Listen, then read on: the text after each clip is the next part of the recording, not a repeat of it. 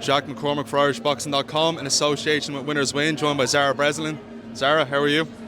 Thanks very much for having me. Thank you. Appreciate the support. Thank you. And are you happy with your performance tonight and the overall experience of making your pro debut? Yeah, I couldn't be happier with the way I went. I got 4 good rounds under my belt and then I took her out in the 5th, so I couldn't be happier with that. And for a debut, I couldn't ask for more. The support here is crazy. And the show that Jay is after putting on is fantastic. So I can't thank Jay enough for having me on the show. So thanks, Jay. And in the first round, you look calm and loose, even switching your stance throughout the rounds. Can you tell me a bit more about your game plan going into this fight?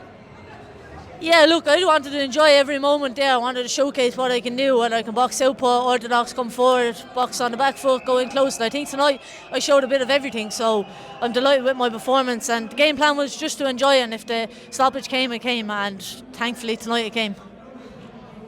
Yeah, and you were landing a lot of straight shots. Where do you believe you had the most success tonight? Yeah, look, my lead hook over the top was a shot that I was landing, but once I started dropping down to the body and coming back over the head, I think they were the shots that kind of stopped Joanna from coming forward. But she's a tough opponent, top class for my debut, so she put on a brilliant fight, so thanks to her as well for a fantastic fight. Yeah, look, and you had her hurt at times, especially in the 3rd and 4th round before you stopped her in the 5th. Do you think the ref could have stopped it even earlier than that? Yeah, look, maybe there was 1 or 2 big shots that I landed, but I'm happy to get the 4 rounds in because it's my debut, so I just want to try and get as much experience as possible. So I was happy to get the 4 rounds in and get the stoppage then in the 5th, so yeah, I was happy enough. And how did you adapt your training during camp since making the switch from amateur to professional?